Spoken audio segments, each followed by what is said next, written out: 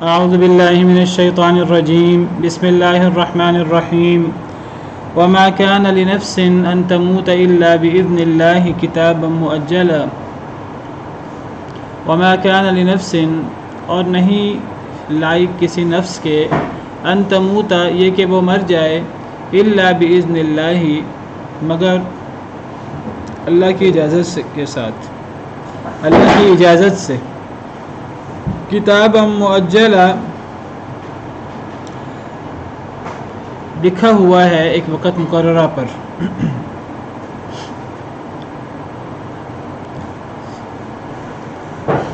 جنگ احد کے حالات چل رہے ہیں اور جنگ احد میں جیسے ہم نے پڑھا کہ شروع میں اللہ تعالیٰ نے مسلمانوں کو فتح دی، بعد میں پھر مسلمانوں کا نقصان ہوا، تو جب کافر جو ہیں وہ پلٹ کر حملہ آور ہوئے اور جبل رومات سے وہ 10 صحابہ کرام وہاں باقی رہ گئے تھے، ان کو انہوں نے شہید کیا اور وہاں سے شہید کر کے مسلمان جو مال غنیمت اکٹھا کر رہے تھے تو ان مسلمانوں پر پیچھے سے حملہ کر دیا اور مسلمانوں کو سنبھلنے کا موقع نہیں ملا۔ اب جب مسلمانوں کو سنبھلنے کا موقع نہیں ملا تو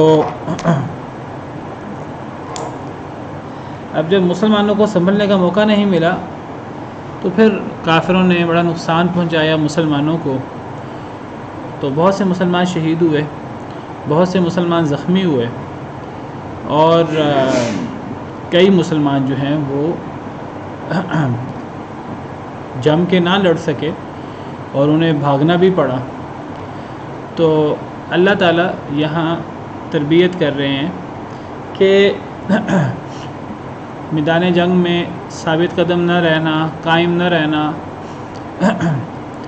اس کا کوئی فائدہ نہیں ہے۔ یہ نہیں ہے کہ اگر انسان بھاگے تو بھاگ کر اس کی جان بچ جائے گی، اگر اس کی جان کا اگر اس کا وقت آ گیا ہے تو پھر اگر وہ بھاگے گا تو بھاگ کر بھی نہیں بچ سکتا، پھر وہ کہیں نہ کہیں جہاں اللہ نے جیسے لکھ رکھا ہے ویسے اس کی موت آ کر رہے گی اگر اس کا وقت مکمل ہو گیا۔ اور اگر اس کا وقت مکمل نہیں ہوا تو پھر چاہے کتنے ہی مشکل حالات، کتنی کریٹیکل حالات کیوں نہ ہوں، تو اسے موت نہیں آ سکتی۔ موت تو اللہ کے حکم سے آنی ہے، اللہ کے حکم کے بغیر کوئی شخص مر بھی نہیں سکتا، اللہ کی اجازت کے بغیر۔ اللہ نے تو انسان کی پیدائش سے پہلے انسان کی موت کا وقت مقرر کر رکھا ہے، تو جب یہ چیز اللہ نے طے کر رکھی ہے تو پہلے سے اللہ نے یہ چیز طے کر رکھی ہے تو پھر انسان جو ہے وہ اس سے بھاگ کر کہاں جا سکتا ہے؟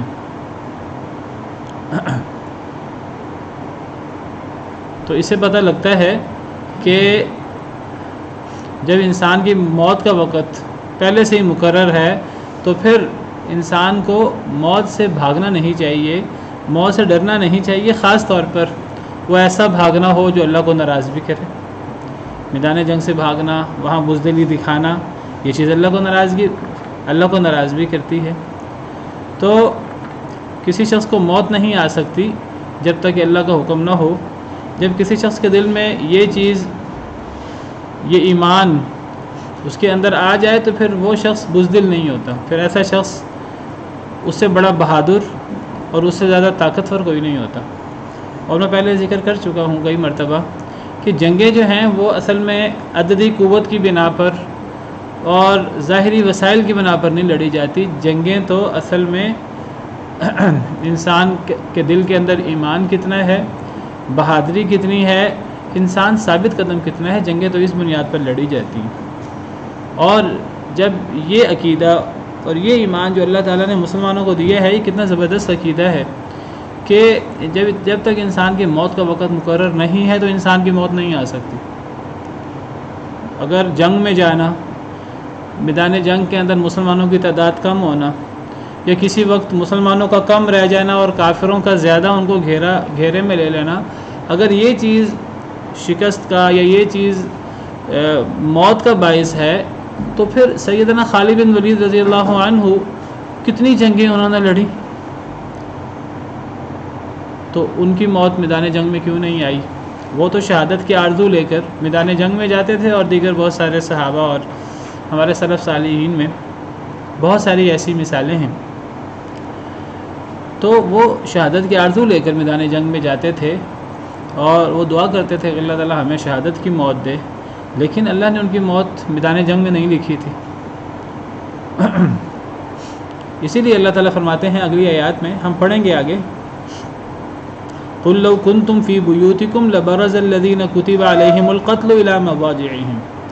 کہہ دیجئے کہ اگر تم اپنے گھروں میں بھی ہوتے تو جن کی موت اللہ نے میدان میں لکھی ہے تو وہ کسی نہ کسی وجہ سے میدان میں آ جاتے، کسی نہ کسی وجہ سے میدان میں آ کر وہ میدان میں ان کی موت آتی.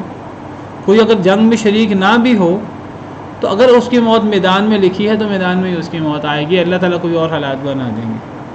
اور اگر کسی کی موت کا وقت اللہ نے میدان میں نہیں رکھا، ابھی اس کی موت کا وقت نہیں آیا، تو جو مرضی ہو جائے، دنیا ادھر سے ادھر ہو جائے، تو موت کیسے آ سکتی ہے؟ تو اللہ تعالیٰ نے یہاں تقدیر کا مسئلہ سمجھایا ہے، اور یہ اتنا زبردست تقدیر کا مسئلہ ہے کہ اس کے بعد بزدلی اور بھاگنے کا کوئی تصور بھی ایک مسلمان نہیں کر سکتا اگر یہ عقیدہ کسی کا مضبوط ہو جائے. کتاب معجلہ ایک وقت ہے جو لکھا ہوا ہے،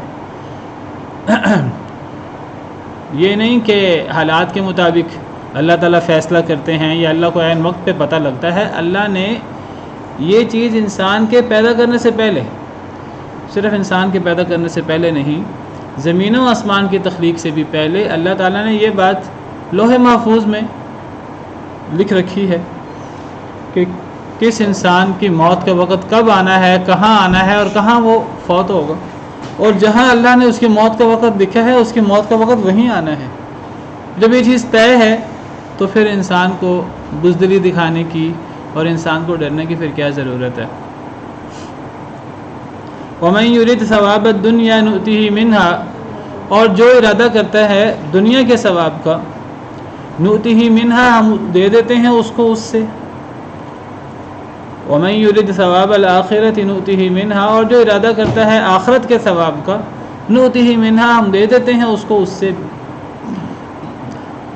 جو بندہ اس لڑائی سے، اس جہاد سے، اس نیک عمل سے اگر دنیا کا ارادہ کرے، اس کے دل میں اللہ کو راضی کرنا نہ ہو، اخلاص نہ ہو، دنیاوی مفادات ہوں، مالی غنیمت ہو، دیگر چیزیں ہوں، اللہ تعالیٰ دے دیتے ہیں اگر اللہ کی منشا ہو تو، اگر اللہ کی مرضی ہو. اگر اللہ کی مرضی نہ ہو تو اللہ نہیں دیتے. اگر اللہ کی مرضی ہو تو اللہ دے دیتے ہیں. یہاں تو اللہ نے فرمایا ہم دے دیتے ہیں اس کو اس سے، اس میں سے کچھ کہ جتنا اللہ نے طے کیا ہوا ہے. یہاں یہ ذکر نہیں ہے ہم نہیں دیتے. دوسری آیات سے پتہ لگتا ہے کہ جو شخص دنیا کا ارادہ کرتا ہے اللہ چاہیں تو دیں، چاہیں تو نہ دیں. مثال کے طور پر سورہ بنی اسرائیل میں اللہ تعالیٰ فرماتے ہیں من کان یرید العاجلۃ عجلنا له فیہا ما نشاء. سورہ بنی اسرائیل آیت نمبر 18.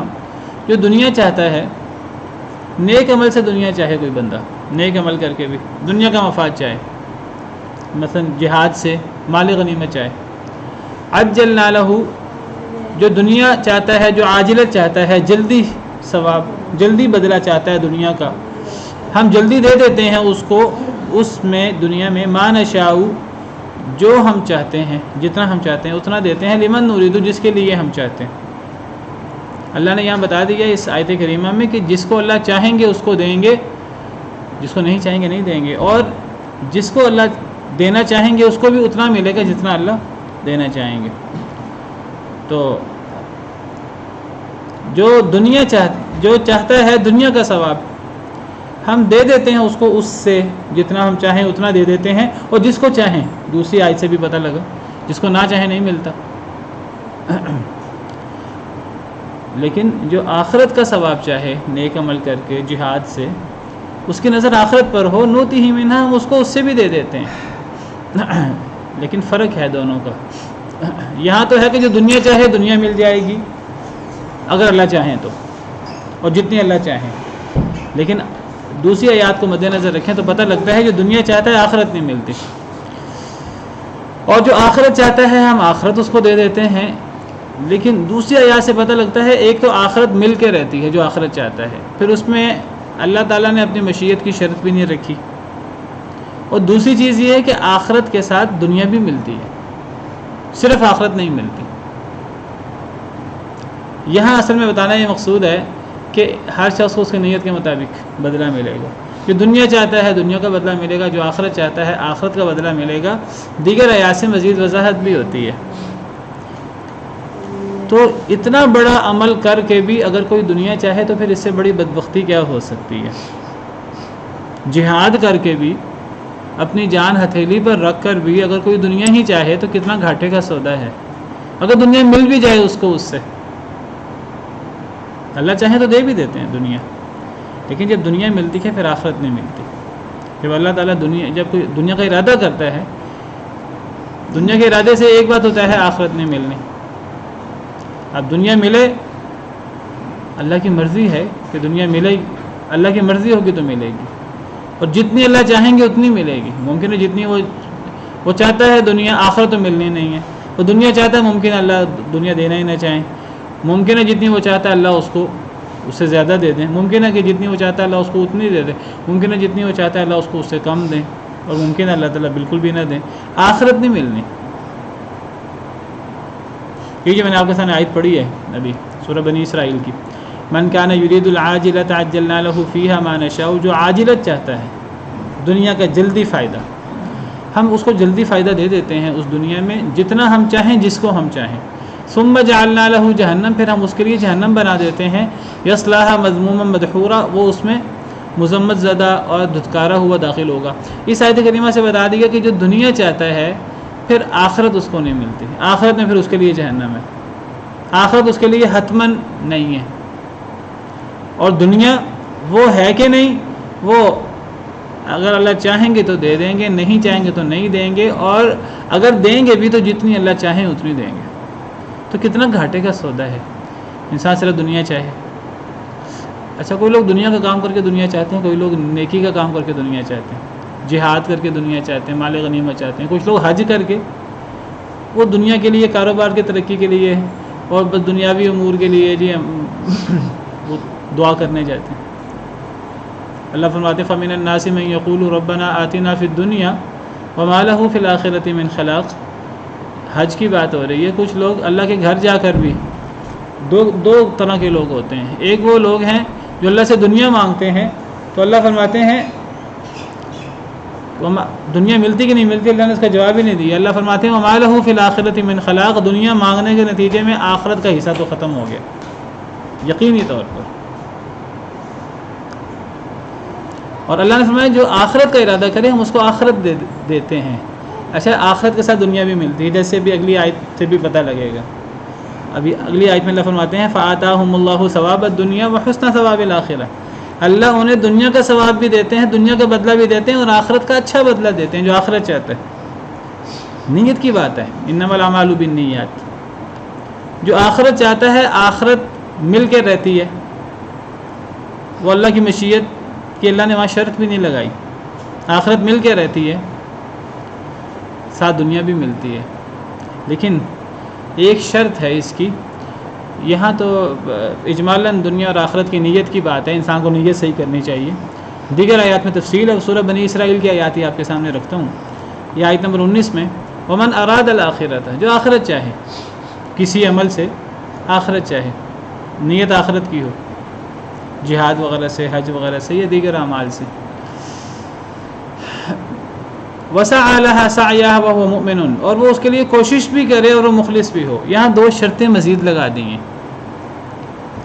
دنیا کے ارادہ میں اللہ نے نہ کوشش کی شرط لگائی ہے، نہ اللہ نے اخلاص کی شرط لگائی ہے کہ انسان بہت اخلاص کے ساتھ دنیا چاہے، انسان بڑی کوشش بھی کرے اس کے لیے، اللہ نے یہ دونوں شرطیں نہیں لگائیں۔ لیکن جب آخرت کی بات کی تو اللہ نے آخرت کے ساتھ اللہ نے اس کے لیے جتنی کوشش ہو سکتی ہے وہ انسان کوشش بھی کرے، اور اخلاص بہت ضروری ہے۔ یہ نہیں کہ انسان کے چلو دنیا بھی مل جائے اور آخرت بھی مل جائے، اللہ کو بھی راضی کر لیں، لوگوں کو بھی راضی کر لیں، نہیں، اس کا اخلاص پھر ہونا چاہیے، پھر اللہ وحدہ لا شریک کے لیے صرف اللہ کی رضا مقصود ہو، ایمان، اخلاص، مخلص بھی ہو۔ فَأُولَٰئِكَ كَانَ سَعْيُهُمْ مَشْكُورًا، یہ لوگ ہیں جن کی کوشش قبول کر لی گئی ہے، شرط نہیں ہے کہ میں چاہوں تو میں دوں گا۔ تو اس سے پتہ لگتا ہے کہ دنیا خواہش کرنے سے بھی مل جاتی ہے، بغیر کوشش کے بھی مل سکتی ہے۔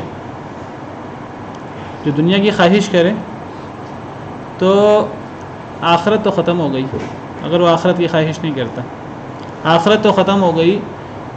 دنیا خواہش کرنے پر بھی مل سکتی ہے، اللہ چاہیں تو نہ دیں، اور اگر چاہیں تو جتنی اللہ چاہتے ہیں اتنی دیں، لیکن دنیا صرف خواہش کرنے پر بھی مل سکتی ہے، دنیا کے لیے کوشش بھی شرط نہیں ہے۔ لیکن آخرت کے لیے جو ہے وہ کوشش شرط ہے۔ آخرت صرف خواہش پہ نہیں ملتی، صرف باتوں سے نہیں ملتی، صرف دعووں سے نہیں ملتی۔ کچھ لوگ دعوے کر کے آخرت کمانا چاہتے ہیں، ہمارا بڑا دل کرتا ہے کہ ہم نیکی کریں، ہمارا بڑا دل کرتا ہے کہ ہم جہاد کریں، ہمارا بڑا دل کرتا ہے کہ ہم قرآن حفظ کریں، ہمارا بڑا دل کرتا ہے ہم یہ کام کریں، بس ان کا دل نہیں کرتا ہے، اس کے لیے عمل کوئی نہیں کرتا، اللہ معاف کرے۔ تو آخرت اس سے بھی نہیں ملتی، اس کو خواہشات کہتے ہیں، آخرت خواہشات سے بھی نہیں ملتی۔ دنیا خواہش سے مل سکتی ہے اللہ چاہیں تو، آخرت خواہش سے نہیں ملتی۔ لیس بامانیکم ولا امانی اہل الکتاب، نہ تمہاری خواہش سے جنت مل سکتی ہے، نہ اہل کتاب کو ان کی خواہش سے جنت مل سکتی ہے، عمل کرنا پڑے گا۔ من یعمل سوءا یجز بہ، جو عمل کرے گا اس کو اس کا بدلہ دیا جائے گا۔ تو آخرت کی خواہش کر کے کوشش کرنی پڑتی ہے، اخلاص کا مظاہرہ کرنا پڑتا ہے، بہت جان لڑانی پڑتی ہے۔ پھر اللہ تعالیٰ فرماتے ہیں میں آخرت دے کر رہوں گا، اللہ نے اپنی مشیت کی شرط بھی نہیں لگائی۔ لیکن دنیا میں نے ذکر کیا، دنیا کوشش پر بھی مل جاتی ہے، میں نے اس کی تھوڑی سی وضاحت کر دی۔ بعض لوگ کہتے ہیں کہ دنیا بھی کوشش کے ساتھ ہی ملتی ہے، یہ ضروری نہیں ہے۔ ہاں انسان کوشش کرے، دنیا کی بات کرے، صرف دنیا اس کا مطمع نظر ہو اور وہ کوشش کرے، اللہ کی مرضی ہوگی تو اللہ دنیا دیں گے، کوشش کے باوجود بھی ممکن ہے دنیا نہ ملے۔ دنیا کوشش کے باوجود بھی اگر اللہ نہ چاہے نہ ملے، انسان بہت ہی پرخلوص ہو دنیا کے لیے، یہ جو شرطیں اللہ نے آخرت کے لیے لگائی ہیں، اگر یہ شرطیں اللہ نے دنیا کے لیے نہیں لگائی ہیں، اگر دنیا کے لیے یہ شرطیں لگا بھی دی جائیں، نتیجہ ضروری نہیں انسان کے حق میں ہو۔ آخرت تو ختم ہو گئی، دنیا کے بارے میں بھی نتیجہ انسان کے حق میں ہونا ضروری نہیں ہے، چاہے انسان کوشش بھی کر لے، چاہے انسان بہت مخلص ہو دنیا کے لیے، وہ اللہ کے ہاتھ میں ہے۔ آخرت تو ختم، دنیا بھی اللہ کے ہاتھ میں۔ بعض لوگ جو ہیں وہ قرآن کریم کی آیتیں پڑھتے ہیں جی وَلَيْسَ لِلْإِنسَانِ إِلَّا مَا سَعَىٰ، کہ انسان کو وہی ملے گا جو انسان کوشش کرے، اور ان آیات کو دنیا پر فٹ کرتے ہیں۔ ان آیات کو، یہ آیات دنیا کے بارے میں نہیں ہے، یہ آیات اصل میں آخرت کے بارے میں۔ دنیا انسان کو کوشش کے بغیر مل سکتی ہے، میں یہ نہیں کہتا کہ کوشش نہیں کرنی چاہیے دنیا کے لیے، انسان کو آخرت کے لیے بھی کوشش کرنی چاہیے، ساتھ انسان دنیا کے لیے بھی کوشش کرے، کوئی حرج کی بات نہیں۔ اگر دونوں چیزیں انسان کے سامنے ہوں تو حرج کی بات نہیں ہے، صرف دنیا سامنے ہونا یہ بہت بڑے حرج کی بات ہے۔ لیکن یہ جو ہمارے ہاں تصور ہے کہ دنیا جو ہے بغیر کوشش کے نہیں مل سکتی، یہ تصور صحیح نہیں ہے۔ کوشش کرنی چاہیے دنیا کے لیے بھی، لیکن دنیا کوشش کے بغیر بھی مل جاتی ہے۔ ایک بچہ اگر امیر ماں باپ کے گھر پیدا ہو تو اسے کوشش کے بغیر دنیا مل جاتی ہے۔ کوئی بادشاہوں کے گھر میں پیدا ہو تو سونے کا چمچہ منہ میں لے کر پیدا ہوتا ہے، اس نے کون سی کوشش کی ہے؟ آپ کہیں گے اس کے ماں باپ نے کوشش کی ہے، بڑوں نے کوشش کی ہے۔ بھائی بڑوں نے کوشش کی ہے تو بڑوں کو پھر وہ دنیا ملنی چاہیے نا، بڑوں کی کوشش سے بچوں کو تو نہیں ملنی چاہیے۔ لیکن دین بغیر کوشش کے نہیں ملتا، دین کوشش کے ساتھ ملتا ہے۔ ضروری نہیں کہ نبیوں کے بیٹے بھی نبی ہی ہوں یا وہ اللہ کے ولی ہی ہوں، یہ ضروری نہیں ہے۔ اکثر نبیوں کی اولاد نیک ہوتی ہے، نبیوں کے خاندان نیک ہوتے ہیں، لیکن یہ ضروری نہیں ہے۔ ولیوں کے گھر بھی شیطان پیدا ہو جاتے ہیں، اور شیطانوں کے گھر بھی ولی پیدا ہو جاتے ہیں۔ تو یہ جو ہم عام طور پہ آیت پیش کرتے ہیں وہ وَلَيْسَ لِلْإِنسَانِ إِلَّا مَا سَعَىٰ وَأَنَّ سَعْيَهُ سَوْفَ يُرَىٰ، یہ آخرت کے بارے میں آیت ہے کہ انسان کو وہی کچھ ملے گا جو انسان نے کوشش کی، اور انسان کو اس کی کوشش دکھائی جائے گی، یعنی قیامت کی بات ہو رہی ہے، اور یہ بات تمام پرانے صحیفوں میں بھی موجود ہے۔ تو یہ آخرت کے بارے میں بات ہے جس کو ہم کئی دفعہ دنیا پہ فٹ کر دیتے ہیں۔ دنیا میں بھی فٹ ہو سکتی ہے جی دنیا میں بھی فٹ ہو سکتی. میں نے وہی کہا کہ دنیا مل سکتی ہے لیکن ضروری نہیں, کوشش کے باوجود بھی ضروری نہیں. دو لوگ ایک جیسی کوشش کرتے ہیں, دونوں کو ایک جیسی دنیا نہیں ملتی, دونوں کی دنیا فرق ہوتی ہے. اور ایک بندہ ارادہ کرے دنیا کا, کوشش بھی کرے, اخلاص بھی کرے, 10 شرطیں اور بھی لگا لیں, ضروری نہیں دنیا ملے. لیکن آخرت, اگر ایک انسان آخرت کا ارادہ کرے, کوشش کرے, اخلاص ہو, آخرت مل کے رہتی ہے. یہ بہت بڑا اللہ کا وعدہ ہے اور بہت بڑا اللہ کا احسان کہ اللہ آخرت ارادے پر, صرف ارادے پر نہیں, صرف خواہش پر نہیں, ارادہ اور کوشش اور اخلاص کے ساتھ اللہ نے آخرت گارنٹیڈ ہے, پھر وہ مل کے رہتی ہے. لیکن دنیا جتنی مرضی آپ کوشش کر لیں, 10 شرطیں لگا لیں, دنیا وہ گارنٹی نہیں ہے آپ کو دنیا ملے. اللہ چاہیں تو نہ دے, کوشش کے باوجود بھی اللہ چاہیں تو نہ دے. یعنی دنیا بغیر کوشش کے مل سکتی ہے, میں صرف یہ کہہ رہا ہوں. اور آپ ارادہ کریں, کوشش کریں, سب کچھ کریں تو پھر بھی ممکن, ضروری نہیں دنیا ملے. بہرحال اس آیت کریمہ میں تو یہ بات ہو رہی ہے کہ انسان کو اپنی نیت صحیح رکھنی چاہیے, انسان کو اپنی نیت آخرت کی رکھنی چاہیے. آخرت کے ساتھ دنیا خود بخود مل جائے گی. اور اگر نیت صرف دنیا کی ہے پھر آخرت نہیں ملے گی, اور دنیا پتہ نہیں ملتی ہے کہ نہیں ملتی.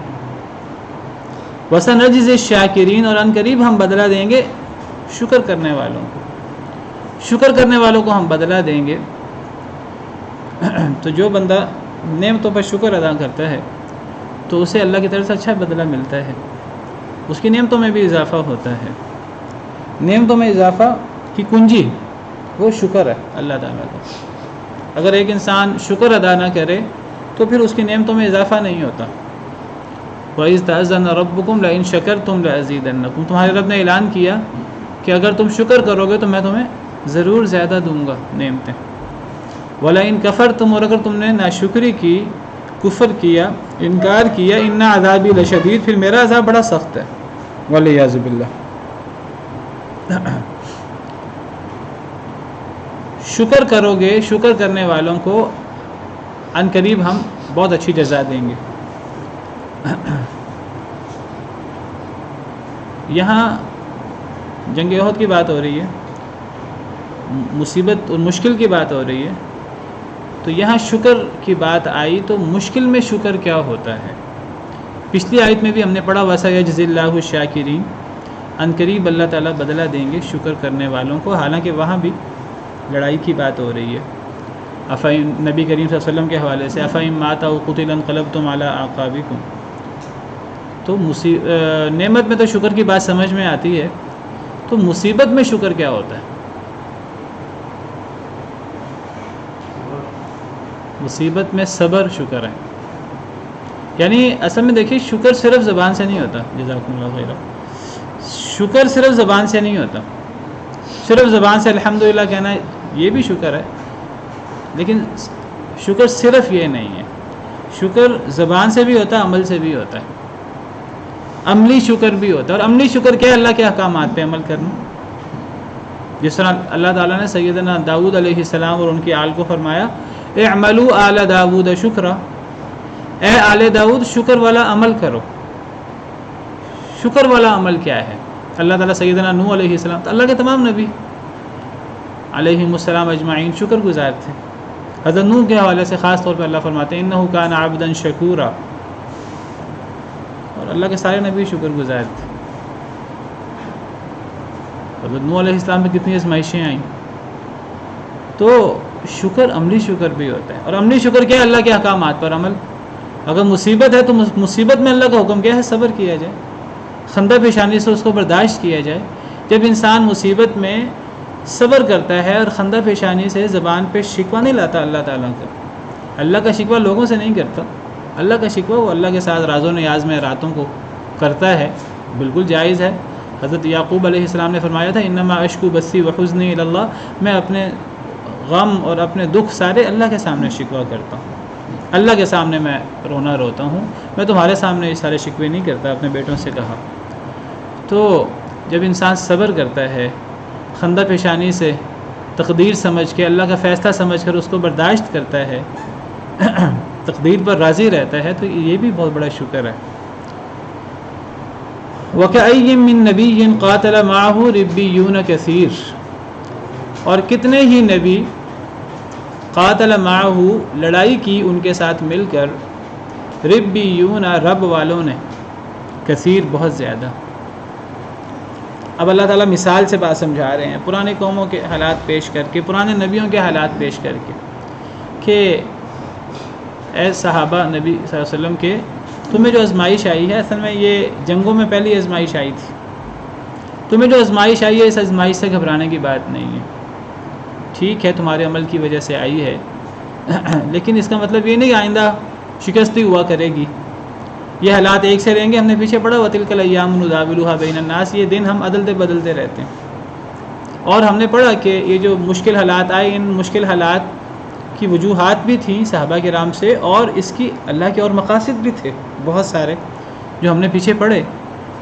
اللہ تعالیٰ فرما رہے ہیں یہ پہلی دفعہ تمہارے ساتھ نہیں ہوا، پہلے کئی نبیوں کے ساتھ بھی ایسا ہوا ہے۔ کتنے ہی نبی اس سے پہلے لڑائی کی، قاتل، ایک ہوتا قتل کرنا، اور قاتل لڑائی کرنا۔ معہ سے مراد نبیوں کے بالمقابل نہیں ہے، کیونکہ آگے ربیون ہے، ربی رب والے کو کہتے ہیں، تو یہاں رب والے سے مراد اللہ والے، اللہ کے بندے، اللہ کے نیک لوگ۔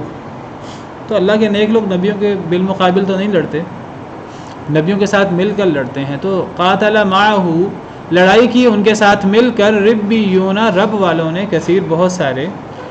فما وہنوا لما اصابہم فی سبیل اللہ، پس نہیں وہ سست پڑے جو انہیں پہنچا اللہ کے راستے میں، انہیں بھی اللہ کے راستے میں مشکلات آئیں۔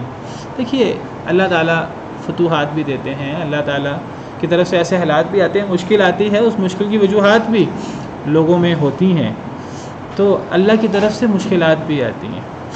دنیا آزمائش کا گھر ہے، آزمائش بھی آتی ہے۔ یہ آزمائش صرف اے صحابہ تم پر نہیں آئی، پہلے بھی بہت سے انبیاء اور ان کے ساتھ اللہ والے مل کر لڑتے تھے کفار کے بالمقابل، کئی دفعہ انہیں بھی مشکل حالات کا سامنا کرنا پڑا، تو وہ تو سست نہیں پڑے۔ فما وہنوا، بس نہیں وہ سست پڑے اس کے لیے جو انہیں پہنچا اللہ کے راستے میں پہنچا ہے۔ اللہ کا چلو اپنا عمل سمجھ کے اپنے عمل کی اصلاح کرو، اللہ تعالیٰ آئندہ فتح دیں گے۔ اگر نہیں سمجھ آتی، اللہ کی تقدیر سمجھ لو، اللہ کی طرف سے آزمائش سمجھ لو۔ اللہ کے راستے میں تمہیں آزمائش آئی ہے، اللہ کی طرف سے آئی ہے، اللہ کی طرف سے آئی ہے تو خندہ پیشانی سے برداشت کر لو۔ پرانے نبی اور پرانے نبیوں کے ساتھ رب والے وہ سست نہیں پڑے جو مشکل آئی انہیں اللہ کے راستے میں۔ وما ضعفوا، کمزور بھی نہیں پڑے، وما استکانوا، اور وہ تھکے بھی نہیں۔ آئندہ ہم نہیں یہ کام کر سکتے، نہ سست پڑے، نہ کمزور پڑے، نہ وہ تھکے۔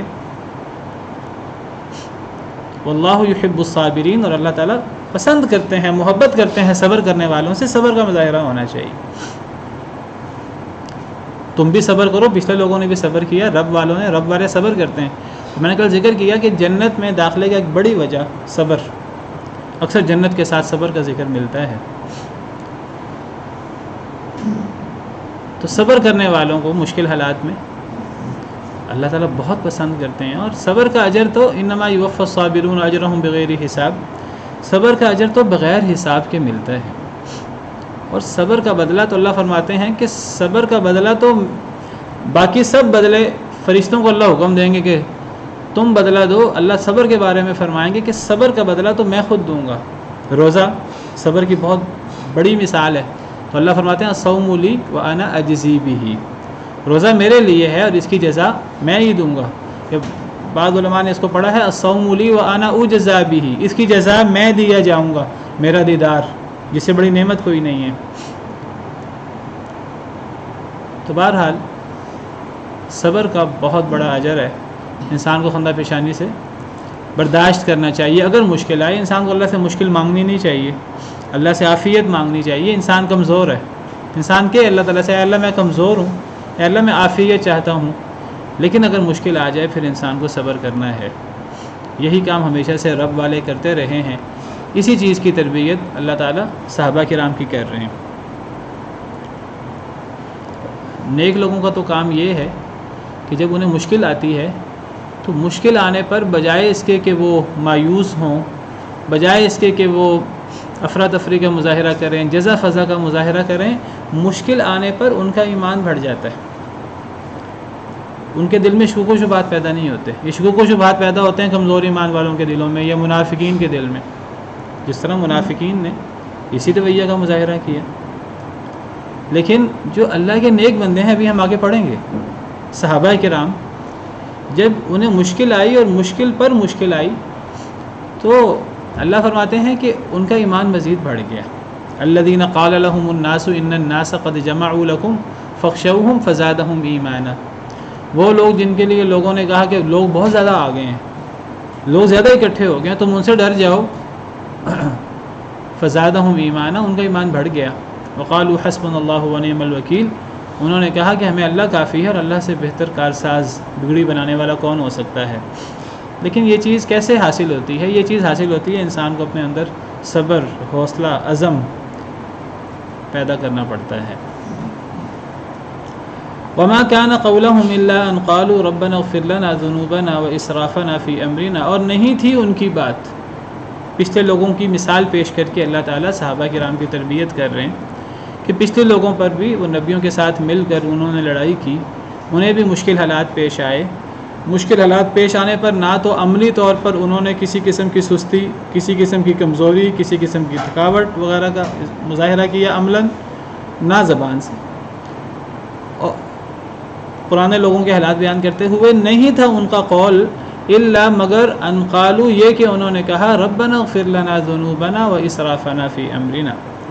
پچھلے لوگوں کو مشکل پیش آئی، جنگوں کے اندر نقصان ہوا رب والوں کا، نبی ساتھ تھے ان کی موجودگی میں، تو عملاً انہوں نے کوئی سستی کا مظاہرہ نہیں کیا، کوئی کمزوری کا مظاہرہ نہیں کیا، صبر کا مظاہرہ کیا. زبان سے بھی ان کے منہ سے کیا نکلا؟ اے اللہ ہمارے گناہ معاف کر. یعنی انسان کو جو مشکل آتی ہے اپنے اعمال کی وجہ سے آتی ہے. زبان سے بھی شکوہ نہیں کیا، زبان سے اللہ سے دعا کی اور دعا میں اپنے کمی کوتاہیوں کی بات کی. اے اللہ تعالیٰ ہمارے گناہ معاف کر دے. وَإِسْرَافَنَا فِي أَمْرِنَا، ہماری زیادتیاں ہمارے معاملے میں، ہم نے دنیاوی معاملے میں کوئی گناہ کیے ہوں، اے اللہ ہم نے دین کے معاملے میں کوئی کمی بیشی کی ہو، کوئی اسراف کیا ہو. وَثَبِّتْ أَقْدَامَنَا، ہمارے قدم مضبوط کر دے. وَانصُرْنَا عَلَى الْقَوْمِ الْكَافِرِينَ، اور کافر قوم پر ہماری مدد فرما. تو پچھلے لوگوں کی مثال پیش کر کے اللہ تعالیٰ سمجھا رہے ہیں کہ زبان سے بھی وہ اللہ سے دعائیں کرتے رہے، اپنے گناہوں کی معافی مانگتے رہے، زیادتیوں کی، اور اللہ سے ثابت قدمی کی دعا مانگتے رہے، اور اللہ تعالیٰ سے کافروں پر غلبے کی دعا مانگتے رہے. زبان سے بھی دعا کرتے رہے اور عملاً بھی ان کا رویہ وہ صبر والا تھا، حوصلے والا تھا، وہ سستی اور کمزوری والا نہیں تھا. وہ قول اور فعل دونوں کے اعتبار سے ایک پیج پر تھے، قول و فعل میں تضاد نہیں تھا ان کے. فآتاہم اللہ ثواب الدنیا، پس دیا ان کو اللہ تعالیٰ نے دنیا کا ثواب، وحسن ثواب الآخرہ، اور آخرت کا بھی بہت اچھا ثواب. دیکھیے مشکلات ہر بندے کو آتی ہیں، ہر قوم کو آتی ہیں، نیک سے نیک لوگوں کو آتی ہیں، نبیوں کو آتی ہیں، نبیوں کے صحابہ کو آتی ہیں، جس طرح جنگ احد میں صحابہ کرام کو آئیں، پچھلے انبیاء کرام علیہم السلام ان کے ساتھ والوں کو آئیں. مشکلات آ جاتی ہیں، انسان کے اعمال وجہ بنتے ہیں، لیکن اس کے مطلب یہ نہیں انسان مایوس ہو جائے. آئندہ کے لیے انسان آئندہ کے لیے نئے سرے سے حوصلہ کرے، اپنی کمیوں کوتاہیوں کے اللہ سے معافی مانگے، انسان ثابت قدمی سے کام لے، اللہ سے دعا بھی کرے، اور انسان عملاً بھی صبر کا مظاہرہ کرے. دنیا کا غلبہ اللہ دے گا، اور آخرت کا تو پھر بہت اچھا بدلہ، بہت اچھا ثواب. اللہ کے وعدے ہیں، اور اللہ کے وعدے پر ایمان ہمارے ایمان کا حصہ ہے، ایمان بالغیب کا حصہ ہے. ہمیں ایمان رکھنا ہے ان چیزوں پر، اور ہمیں اپنے آپ کو مضبوط کرنا ہے. لیکن یہ دنیا کا بدلہ اور آخرت کا اچھا بدلہ، اس کے لیے جہاد تن من دھن سے یہ ناگزیر ہے.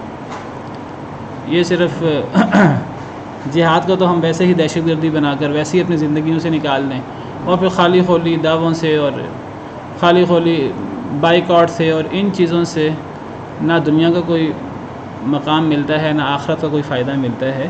اس کے لیے عملاً انسان کو تن من دھن سے عملی طور پر انسان کو اپنی جان ہتھیلی پر رکھنی پڑتی ہے، اور انسان کو قربانی دینی پڑتی ہے. صرف دعووں سے، ہمارے ہاں دعووں سے جو ہے وہ غیر مسلموں کے خلاف بھی دعوے کیے جاتے ہیں اور نبی صلی اللہ علیہ وسلم کے ساتھ بھی تعلق کے دعوے کیے جاتے ہیں، اللہ کے ساتھ بھی محبت کے دعوے کیے جاتے ہیں، عمل کچھ بھی نہیں ہے، اللہ معاف کرے۔ دعووں سے کچھ نہیں ہوتا، کل تفصیل سے بات ہوئی تھی۔ ایمان جو ہے وہ صرف قول کا نام نہیں ہے، ایمان جو ہے وہ قول، فعل، اعتقاد تینوں کا نام ہے۔ غیر مسلموں کو پتہ ہے کہ اگر مسلمانوں کے اندر قول، فعل اور عمل یہ سب موجود ہو، جذبہ جہاد موجود ہو، مسلمان جتنا بھی گناہ گار ہو جائیں ان کو شکست نہیں دی جا سکتی میدان جنگ میں۔ تو انہوں نے اسٹریٹجی اپنی اپنا کر، انہوں نے اپنی کوششیں کر کر مسلمانوں سے جذبہ جہاد کو اور ان چیزوں کو ختم کر دیا ہوا ہے کافی حد تک، اللہ معاف کرے۔ اور ہم ان کے اس پروپیگنڈے کا اور ان کے اس ایجنڈے کا شکار ہو چکے ہیں۔ جذبہ جہاد ختم ہو گیا ہے۔ آج مسلمان زیادہ سے زیادہ کیا بات کرتے ہیں؟ جی بائیک آؤٹ کر دو۔ نہ مسلمانوں کے اندر کوئی تبدیلی آتی ہے، نہ مسلمان کوئی نبی سے جڑتا ہے، نہ دین سے جڑتا ہے، نہ کوئی اللہ اور اللہ کے رسول کے احکامات پر عمل کرنے کی بات آتی ہے۔ بس جذبے ہیں، بس دعوے ہیں، اور دعوے کر کے، بس محبت کے دعوے کر کے انسان سمجھتا ہے کہ بس میں نے ساری جنگ جیت لی ہے اور اس سے بڑا فائدہ ہوگا۔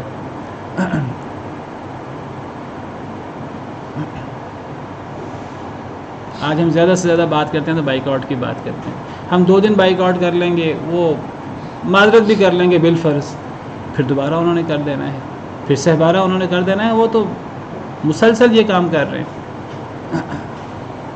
تو اس کا کوئی دائمی حل جو ہے وہ ہمیں تلاش کرنا ہے، اور دائمی حل جو جذبہ جہادی ہے وہ دین اسلام پر عملاً عمل کرنا ہے، اور دین اسلام کو، قرآن کو اپنا دستور بنانا ہے۔ تو پھر ہی جو ہے وہ کافر لوگ مغلوب ہو سکتے ہیں۔ اور اللہ کے وعدے ہیں، اللہ کے وعدے اللہ نے قرآن کریم میں بار بار کیے ہیں کہ اگر مسلمان صحیح طریقے سے اللہ کے احکامات پر عمل کریں، نبی کریم صلی اللہ علیہ وسلم کے احکامات پر عمل کریں، تو دنیا اور آخرت کی کامیابی ہے مسلمانوں کا مقدر ہے۔ کافر لوگ مسلمانوں کو نہ شکست دے سکتے ہیں، نہ نقصان دے سکتے ہیں، جتنی سازشیں کر لیں، کوئی سازش ان کی کامیاب نہیں ہو سکتی۔ وَإِن تَصْبِرُوا وَتَتَّقُوا لَا يَضُرُّكُمْ كَيْدُهُمْ شَيْئًا، اگر تم صبر کرو اور تم اللہ سے ڈرو تو تمہیں کافروں کی چالیں کوئی نقصان نہیں دے سکتی۔ لَن يَضُرُّكُمْ إِلَّا أَذًى، پچھلے صفحوں میں ہم نے پڑھا کہ وہ تمہیں نقصان نہیں دے سکتے مگر تھوڑی سی تکلیف، زبان سے تمہیں کوئی تکلیف دے دیں۔ لیکن جب مسلمان صحیح طریقے سے دین پر عمل کرتے ہیں پھر وہ زبان سے بھی بولنے کی جرت نہیں کر سکتے۔ تو ان کو یہ موقع ہم لوگوں نے ہی دیا ہے۔ واللہ یحب المحسنین، اللہ تعالیٰ پسند کرتے ہیں احسان کرنے والوں کو۔ یا ایھا الذین آمنوا ان تطیعوا الذین کفروا یردوکم علی اعقابکم فتنقلبوا خاسرین، اے وہ لوگوں جو ایمان لائے ہو، ان تطیعوا الذین کفروا، اگر تم اطاعت کرو ان لوگوں کی جنہوں نے کفر کیا، یردوکم علی اعقابکم، وہ پھیر دیں گے تمہیں تمہارے ایڑیوں کے بل، فتنقلبوا خاسرین، پس تم لوٹ جاؤ گے خسارہ اٹھاتے ہوئے۔ یہ آیت ہم نے پیچھے بھی پڑھی، اس سے ملتی جلتی آیت 1-2 صفحات پہلے، کہ اگر تم نے اہل کتاب کی پیروی کی تو اہل کتاب تمہیں کافر بنا دیں گے، اہل کتاب کی پیروی نہ کرنا۔ یہاں اللہ پھر کہہ رہے ہیں کہ اے ایمان والو، اگر تم نے کافروں کی پیروی کی تو وہ تمہیں تمہارے ایڑیوں پر ہی دوبارہ پھیر دیں گے، تم دوبارہ کافر ہو جاؤ گے اور خسارے کا تم شکار ہوگے۔ اصل میں یہ آیت دوبارہ کیوں آئی؟ کیونکہ جنگ احد کے بعد جب مشکل حالات آتے ہیں تو تب صحیح آزمائش ہوتی ہے۔ جب آزمائش ہوئی جنگ احد میں، مشکل حالات آئے تو دوبارہ منافقین نے پروپیگنڈا کیا اور کہا دیکھو ہم صحیح کہتے تھے، یہ ایسے ہی وعدے ہیں فتح کے، یہ فتح کوئی نہیں ہونی، اور دیکھو کتنا نقصان ہوا ہے، تو بہتر یہی ہے کہ ہم بھی یہودیوں کی طرح ہو جائیں، ہم بھی عیسائیوں کی طرح ہو جائیں۔ انہوں نے اس قسم کی باتیں کرنا شروع کر دیں۔ تو اللہ تعالیٰ نے بتایا کہ نہیں، یہ تمہارے اپنے اعمال کی وجہ سے ہے، تم ثابت قدمی کا مظاہرہ کرو، تم آئندہ اللہ اور اللہ کے رسول کے احکامات پر عمل کرو، صبر کرو، حوصلہ کرو، اللہ کے وعدے برقرار ہیں اپنی جگہ پر۔ مشکل حالات میں، مشکل حالات سے ڈر کر کافر ہو جانا یا یہودیوں عیسائیوں کی پیروی کرنا، یہ تو سراسر خسارہ ہی خسارہ ہے۔ تو فرمایا کہ اے ایمان والو، اگر تم نے کافروں کی پیروی کی، اب اگر اس وقت تم منافقوں کی باتوں میں آ کر تم بھی کافروں کے پیچھے لگ گئے، یہودیوں عیسائیوں کے پیچھے لگ گئے،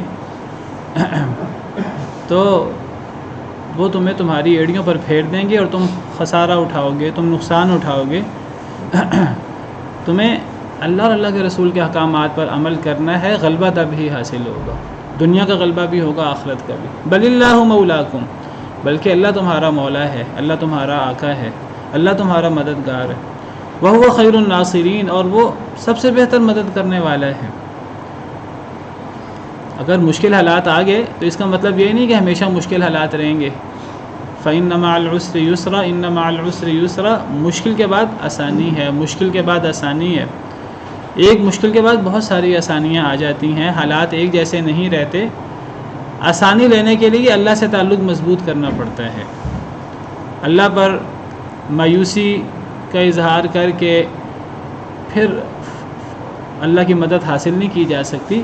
اللہ کی مدد اللہ کو راضی کر کے اور اللہ سے دعائیں کر کے، اللہ کے سامنے عاجزی اختیار کر کے اللہ کی مدد دوبارہ لی جا سکتی ہے، اور اللہ تعالیٰ تمہارے مولا ہیں۔ اگر مشکل حالات آئے تو پھر بھی اللہ تمہارے آقا ہیں، تم نے اللہ سے ہی مدد مانگنی ہے، اللہ سے بہتر مدد کرنے والا کوئی نہیں ہے۔ سنلقی فی قلوب الذین کفروا الرعب بما اشرکوا باللہ ما لم ينزل به سلطانا، ان قریب ہم ڈال دیں گے ان لوگوں کے دلوں میں جنہوں نے کفر کیا رعب، ان قریب ہم کافروں کے دلوں میں رعب ڈال دیں گے، بما اشرکوا باللہ، اس وجہ سے جو انہوں نے شرک کیا اللہ کے ساتھ، جو انہوں نے شریک بنایا اللہ کے ساتھ، ما لم ينزل به سلطانا، اسے جس پر اللہ نے کوئی دلیل بھی نہیں اتاری۔ اللہ فرماتے ہیں کہ ان قریب ہم کافروں کے دلوں میں رعب ڈال دیں گے۔ ایک کافر، خاص طور پہ مشرک، شرک کی وجہ سے اللہ فرماتے ہیں جو شرک کرے اللہ کے ساتھ، اسے اللہ کا شریک بنائے جس پر اللہ نے کوئی دلیل نہیں اتاری، اللہ نے شرک پر کوئی دلیل نہیں اتاری۔ اگر ایک شخص اللہ کے ساتھ اسے شریک بنائے جس پر اللہ نے کوئی دلیل نہیں اتاری، تو شرک کی وجہ سے اللہ فرماتے ہیں ہم ان لوگوں کے دلوں میں رعب ڈال دیتے ہیں۔ مشرک بڑا بزدل ہوتا ہے، مشرک کے دل میں رعب ہوتا ہے۔ اللہ فرماتے ہیں کہ اے مسلمانوں، اللہ پہ بھروسہ کرو، اپنے رب پر بھروسہ کرو، آزمائش ہوتی ہے، حالات ایک جیسے نہیں رہتے، یہ نہیں ہوگا ہمیشہ آزمائش ہوگی، تمہیں فتح ہوگی، اللہ کے وعدے برقرار ہیں، تمہیں اللہ سے تعلق مضبوط کرنا ہے۔ اللہ نے تو تمہارے مقابلے میں کافروں کے دلوں میں رعب ڈال دیا ہے، تمہارا کافر تمہارے سامنے نہیں ٹھہر سکتے، دوبارہ اللہ کے وعدے، مشکل حالات میں اللہ کے وعدے، اللہ نے پہلے بھی وعدے کیے تھے نبی صلی اللہ علیہ وسلم نے، اور ابھی بھی اللہ کے وعدے جاری ہیں، مشکل حالات میں اللہ کے وعدے جاری ہیں۔ اصل میں انسان بڑا کمزور ہے، انسان جو ہے وہ فوراً سمجھتا ہے کہ اب ایک دفعہ یہ ہوا ہے تو آئندہ بھی ایسے ہی ہوگا۔ اللہ تعالیٰ بتانا چاہتے ہیں یہ کچھ وجوہات کی وجہ سے ہوا ہے، اس کے پیچھے اللہ کی حکمتیں ہیں، یہ اللہ کی تقدیر ہے، تو حوصلہ کرو، بہادری کا مظاہرہ کرو، ثابت قدمی کا مظاہرہ کرو، اللہ سے جڑ جاؤ، مایوس نہیں ہونا۔ اللہ نے تمہارا رعب ڈال دیا ہوا ہے کافروں کے دلوں میں۔ نبی صلی اللہ علیہ وسلم کے بارے میں احادیث مبارکہ میں ہے، نبی صلی اللہ علیہ وسلم نے فرمایا کہ پچھلے انبیاء کے مقابلے میں جو آپ کی خصوصیات تھیں، ان خصوصیات میں صحیح حدیث میں ہے، آپ نے فرمایا نصرت بالرعب مسیرۃ شہر، کہ میرا رعب کافروں پر 1 مہینے کی مسافت سے طاری ہو جاتا ہے، صحیح حدیث ہے۔ آپ نے فرمایا کہ 1 مہینہ دور ہوتے ہیں، ابھی ان کو سفر کر کے 1 مہینہ سفر کریں اور وہ مدینہ آئیں، وہ 1 مہینہ کی مسافت سے ان پر نبی کا رعب طاری ہو جاتا تھا، نبی صلی اللہ علیہ وسلم کا، حدیث سے پتہ لگا، اور قرآن سے پتہ لگتا ہے کہ مسلمانوں کا رعب کافروں پر طاری ہوتا ہے۔ یہ کون طاری کرتا ہے؟ اللہ تعالیٰ۔ کیوں طاری کرتا ہے؟ ان کے شرک کی وجہ سے۔ تو مسلمانوں کا تو رعب ہی بہت زیادہ ہے۔ لَأَنْتُمْ أَشَدُّ رَهْبَةً فِي صُدُورِهِمْ مِنَ اللَّهِ، اللہ سے بڑھ کر کون جانتا ہے دلوں کے حالات کو۔ سورہ حشر میں اللہ فرماتے ہیں اے مسلمانوں، تمہارا رعب ان کے دلوں میں اللہ سے بھی زیادہ ہے۔ نبی کا رعب، مسلمانوں کا رعب، کافر مشرک مسلمان کے سامنے ٹھہر کیسے سکتا ہے؟ اگر کبھی ٹھہرے گا تو مسلمان کی کمزوری کی وجہ سے، مسلمان کی ایمانی کمزوری کی وجہ سے۔ کبھی مشرک، کبھی یہودی، کبھی عیسائی مسلمان کے سامنے ٹھہر ہی نہیں سکتا۔ کتنے وعدے ہیں اللہ تعالیٰ کی، کتنی یقین دہانی ہے اللہ تعالیٰ کی، وہ ہم عمل نہیں کرتے۔ اور آپ کو پتہ ہے آج ہم بزدل کیوں ہیں؟ اسی شرک کی وجہ سے، اسی بدعات کی وجہ سے۔ جس کفر و شرک کی وجہ سے کافروں نے بزدل ہونا تھا اور مسلمانوں کا رعب کافروں پر پڑنا تھا، اسی کفر و شرک میں، اسی بدعات میں تو مسلمان مبتلا ہوئے ہیں، اللہ معاف کرے۔ یعنی مشرک سے بڑھ کر بزدل کوئی نہیں ہوتا۔ اللہ فرماتے ہیں کافروں پر رعب پڑتا ہے مسلمانوں کا ان کے شرک کی وجہ سے۔ شرک انسان کو بزدل بنا دیتا ہے۔ جو ایک رب کی عبادت نہیں کرتا، جس کے ہر چیز ہی اس کا معبود ہے، وہ ہر ایک کے سامنے سر جھکاتا ہے، وہ مسلمان کے سامنے کیسے سر ٹکا سکتا ہے؟ کبھی نہیں ٹکا سکتا۔ شرک انسان کو بزدل بناتا ہے، دنیا سے محبت انسان کو بزدل بناتی ہے۔ اللہ پر ایمان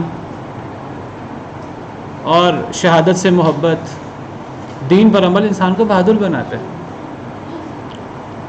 وَمَأْوَاهُمُ النَّارُ، ان کا ٹھکانہ آگ ہے۔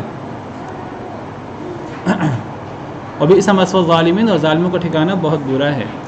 تو اللہ نے پھر بتایا مسلمانوں کو کہ فتح تمہارا مقدر ہی ہے، تمہیں اللہ سے جڑنا ہے، اللہ پر اعتماد کرنا ہے، اللہ تمہارا آقا ہے، اللہ بہترین مددگار ہے۔ تم نے کافروں کی باتوں میں نہیں آنا، منافقین کی باتوں میں نہیں آنا، غلبہ تمہارا ہی ہوگا۔ تم اپنے دین سے جڑ کر رہو۔ وَأَنْتُمُ الْأَعْلَوْنَ إِن كُنتُم مُؤْمِنِينَ، تم ہی غالب ہوگے اگر تم مومن ہو تو مسلمان کبھی بھی کافروں سے شکست نہیں کھاتا۔ مسلمان جب بھی شکست کھاتا ہے، نقصان اٹھاتا ہے، اپنے عمل کی وجہ سے، اپنی ایمان کی کمزوری کی وجہ سے۔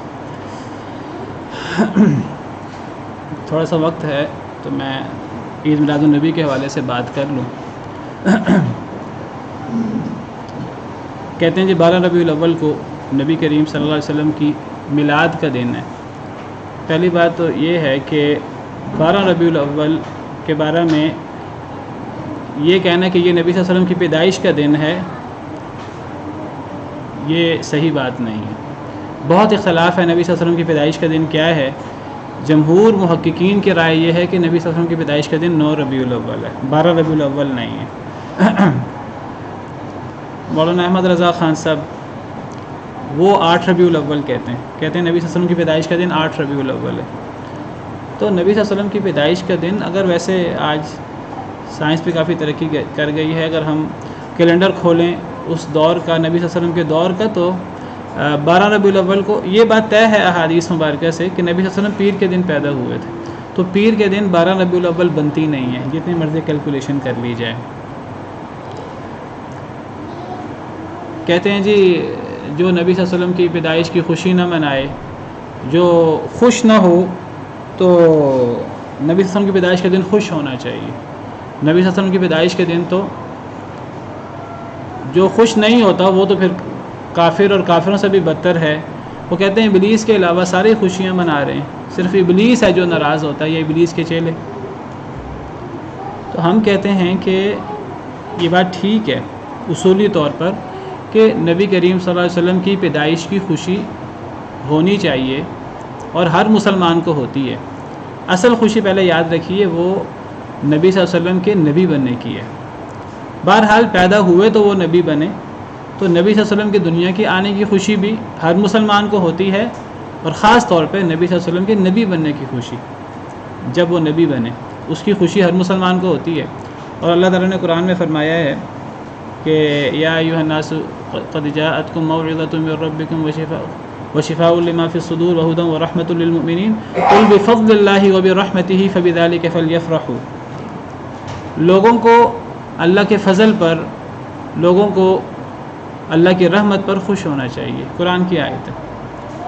تو نبی صلی اللہ علیہ وسلم کا نبی بننا، دنیا میں آنا اور نبی بننا، یہ اللہ کی بہت بڑی رحمت ہے۔ اس رحمت پر مسلمانوں کو خوش ہونا چاہیے، اور جو نبی صلی اللہ علیہ وسلم کی نبی بننے پر، دنیا پہ آنے پر خوش نہیں ہوتا، اس کا واقعی ہی ایمان سے کوئی تعلق نہیں ہے۔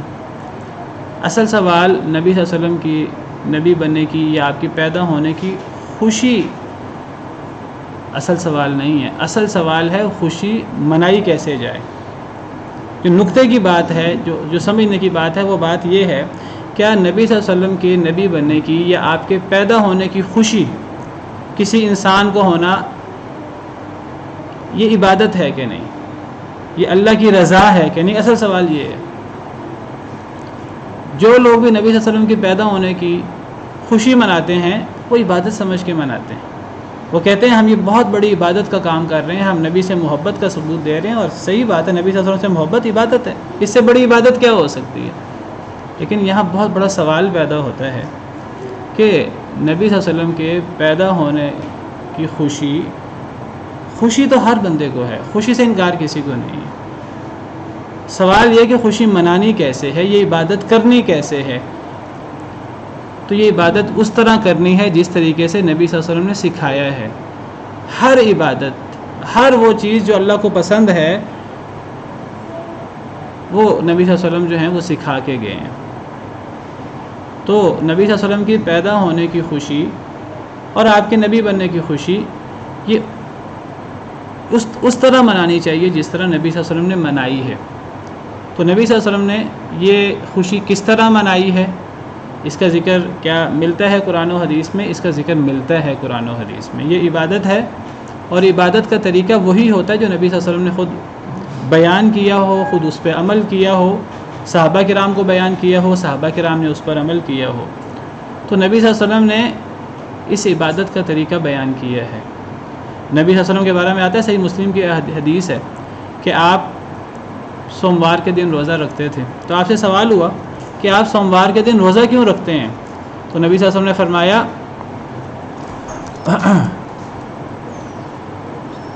کہ اس دن میں پیدا ہوا اور اس دن مجھے مبعوث کیا گیا. یہ حدیث صحیح مسلم کی میں آپ کے سامنے کھول دیتا ہوں. صحیح مسلم حدیث نمبر 1162. وسئل عن صوم یوم الاثنین.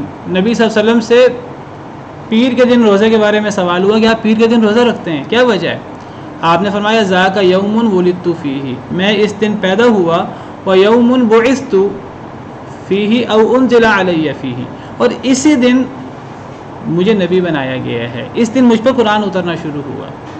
تو نبی صلی اللہ علیہ وسلم نے اپنے نبی بننے کی خوشی میں اور اپنے پیدا ہونے کی خوشی میں روزہ رکھا ہے. یعنی آپ نے بتایا ہے کہ یہ نبی صلی اللہ علیہ وسلم سے محبت کا یہ جو اظہار ہے، یہ جو بہت بڑی عبادت ہے، یہ عبادت کیسے کرنی ہے. تو یہ عبادت ہر سوموار کو روزہ رکھ کے کرنی ہے. جو بندہ اس عبادت کو نبی صلی اللہ علیہ وسلم کے بتائے ہوئے طریقے کے مطابق نہیں کرتا، صحابہ کرام نے جس طریقے سے نبی صلی اللہ علیہ وسلم کے حکم پر عمل کر کے نبی صلی اللہ علیہ وسلم سے محبت کا اظہار کیا اور یہ عبادت کی، نبی صلی اللہ علیہ وسلم کی پیدائش کی خوشی اور آپ کے نبی بننے کی خوشی جس طرح صحابہ نے منائی، جس طرح نبی صلی اللہ علیہ وسلم نے منائی، جو بندہ اس طریقے سے نہیں مناتا تو وہ نبی صلی اللہ علیہ وسلم کی پیدائش کا، آپ کے نبی بننے کا دن نہیں منا رہا، وہ صحیح عبادت نہیں کر رہا. یہ ایسی بات ہے جیسے کوئی بندہ فجر کی نماز پڑھتے وقت فجر کی نماز کی 2 رکعتیں پڑھنے کی بجائے 4 رکعتیں یا 6 رکعتیں پڑھ لے. وہ کہے کہ میں ابھی سو کر اٹھا ہوں، ابھی میں بڑا تازہ دم ہوں، میں بڑا نشیط ہوں، تو میں 2 رکعتوں کی بجائے 4 یا 6 رکعتیں پڑھ سکتا ہوں. اگر ایک بندہ 4 یا 6 رکعتیں پڑھے فجر کی فرض، تو کیا اس کا یہ عمل قبول ہوگا؟ اللہ کے ہاں کبھی قبول نہیں ہوگا. کیونکہ عبادت کے لیے نبی صلی اللہ علیہ وسلم کی مہر ہونا ضروری ہے. عبادت کیسے کرنی ہے؟ تو خوشی کا مسئلہ نہیں ہے، یہ خلط مبحث ہے. خوشی ہر بندے کو ہے، جس کو خوشی نہیں ہے وہ ہمارے نزدیک مسلمان ہی نہیں ہے. سوال خوشی کا نہیں ہے، سوال یہ خوشی منانی کس طرح ہے. یہ عبادت ہے خوشی منانا. یہ عبادت اس طرح کرنی ہے جس طریقے سے نبی صلی اللہ علیہ وسلم نے یہ کیا ہے. اور یہ کام کرنا مشکل ہے. سال میں 52 دن روزہ رکھنا نبی صلی اللہ علیہ وسلم کی پیدائش کی خوشی میں فرض نہیں ہے، لیکن نبی صلی اللہ علیہ وسلم سے محبت کا ثبوت ہے. میں نے حدیث آپ کے سامنے رکھ دی ہے. نبی صلی اللہ علیہ وسلم بھی یہ روزہ رکھتے تھے، صحابہ کرام بھی یہ روزہ رکھتے تھے. تو نبی صلی اللہ علیہ وسلم کی پیدائش کا دن روزہ رکھ کے منانا چاہیے سوموار کے دن. 12 ربیع الاول تو نبی صلی اللہ علیہ وسلم کی وفات کا دن ہے. تو نبی صلی اللہ علیہ وسلم کی وفات کے دن خوشیاں منا کر اور اس کو عید بنا کر، اللہ نے تو ہمارے لیے 2 عیدیں مقرر کی ہیں، 2 سے زیادہ عیدیں مقرر نہیں کی. تو 12 ربیع الاول کو عید میلاد النبی سمجھ کر اسے عید کی طرح منانا اور اس میں جلسے جلوس کرنا اور اس میں ہر وہ کام کرنا جو شریعت کے مخالف ہے، اللہ معاف کرے. بہت سارے کام ہوتے ہیں اس دن جو شریعت کے مخالف ہیں. اس دن کو باقاعدہ ایک دن بنا کر باقاعدہ اس کو عید کے طور پر منانا، یہ خود شریعت کے خلاف ہے. نہ نبی صلی اللہ علیہ وسلم نے کیا ہے، نہ یہ صحابہ کرام نے کیا ہے، نہ تابعین نے کیا ہے، نہ وہ ائمہ جن کی ہم تقلید کا دعویٰ کرتے ہیں. امام ابو حنیفہ، امام مالک، امام شافعی، امام احمد بن حنبل، کسی سے ثابت نہیں ہے. 500-600 سال کے بعد یہ بدعت جاری ہوئی. ایک تو یہ بدعت بھی ہے، یہ نیا کام بھی ہے، اور اس کو ہر شخص بدعت مانتا ہے. جو لوگ مناتے ہیں اس دن کو ان سے پوچھ لیجئے کہ یہ شروع کب ہوئی. وہ سب کہتے ہیں کہ یہ 5ویں صدی ہجری میں، 6ٹھی صدی ہجری میں شروع ہوئی. ملک مظفر اس سے یہ شروع ہوئی ہے. وہ مانتے ہیں نبی صلی اللہ علیہ وسلم نے یہ دن اس طرح نہیں منایا. یہ صحابہ کرام نے نہیں منایا، تابعین نے نہیں منایا، ائمہ کرام نے نہیں منایا. نمبر 1. نمبر 2 کہ سال میں ایک دن، یہ دن منانا یہ ہمارا کام ہی نہیں ہے مسلمانوں کا. مسلمانوں کے ہاں یہ دن نہیں منائے جاتے. سال میں ایک دن منا کر اگر یہ واقعی یہ عید میلاد النبی یہ 12 ربیع الاول کو یہ دن منانا جس طریقے سے یہ مناتے ہیں یہ نبی سے محبت کا ثبوت ہے، تو کیا یہ سال میں ایک ہی مرتبہ دیتے ہیں؟ یہ سال میں ایک ہی دفعہ محبت ہوتی ہے نبی صلی اللہ علیہ وسلم سے. یہ کیسی محبت ہے جو 354 دنوں میں قمری سال میں ایک مرتبہ ہوتی ہے، باقی دنوں میں نہیں ہوتی. ہم تو کہتے ہیں نبی صلی اللہ علیہ وسلم سے محبت کی دلیل آپ کی اتباع ہے، آپ کے طریقے سے آپ کی سنتوں پر عمل کیا جائے. نمبر 2، یہ غیر مسلموں کے ساتھ مشابہت بھی ہے. آپ کو پتہ ہے عیسائی حضرت عیسیٰ کی پیدائش کا دن مناتے ہیں کرسمس، وہ سال میں ایک دفعہ مناتے ہیں. ان کی دیکھا دیکھی ہم نے کہا ہم پیچھے ہیں ان سے، ہم بھی مناتے ہیں. تو ہم نے عیسائیوں کی دیکھا دیکھی جو ہے یہ ایک دن مقرر کر لیا ہے جو، اور پھر دیکھیے کہ وہ پیدائش کا دن بھی نہیں ہے، وہ وفات کا دن ہے. تو اس دن کو ہم عیسائیوں کی طرح مناتے ہیں. نبی صلی اللہ علیہ وسلم نے فرمایا تھا کہ تم پچھلے لوگوں کی پیروی کرو گے، یہودیوں کی، عیسائیوں کی، لَتَتَّبِعُنَّ سُنَنَ مَنْ كَانَ قَبْلَكُمْ. تو آج مسلمان نبی صلی اللہ علیہ وسلم کی پیش گوئی کے مطابق یہودیوں عیسائیوں کی پیروی کر رہے ہیں. وہ حضرت عیسیٰ کی پیدائش کا دن مناتے ہیں، ہم نبی صلی اللہ علیہ وسلم کی پیدائش کا دن مناتے ہیں. تو 12 ربیع الاول کو یہ دن منانا، اور جس طریقے سے ہمارے ہاں منایا جاتا ہے ہر قسم کی شریعت کی خلاف ورزی ہوتی ہے. اگر یہ دن منانا ہے، اور منانا چاہیے یہ دن، یہ ہر سوموار کو روزہ رکھ کے یہ دن منانا چاہیے. یہ عبادت ہے، اور عبادت کو اسی طریقے سے کرنا چاہیے جس طریقے سے نبی صلی اللہ علیہ وسلم نے کیا ہے. اپنی مرضی سے اگر ہم یہ دن منائیں گے تو اپنی مرضی کی عبادت قبول نہیں ہوتی. اللہ تعالیٰ نے فرمایا ہے قرآن کریم میں، عاملۃ ناصبہ، کچھ لوگ عمل کر کر کے تھکے ہوں گے، تصلیٰ نار حامیہ، بھڑکتی ہوئی آگ میں داخل ہوں گے. یہ کوئی نیکی نہیں ہے، یہ گناہ ہے، اللہ معاف کرے. یہ بدعت ہے، اور بدعت جو ہے وہ ہر بدعت گمراہی ہے. کل بدعۃ ضلالہ وکل ضلالۃ فی النار، ہر گمراہی آگ میں ہے. اللہ تعالیٰ ہمیں سنتوں پر عمل کرنے کی توفیق عطا فرمائے. وآخر دعوانا الحمد للہ رب العالمین.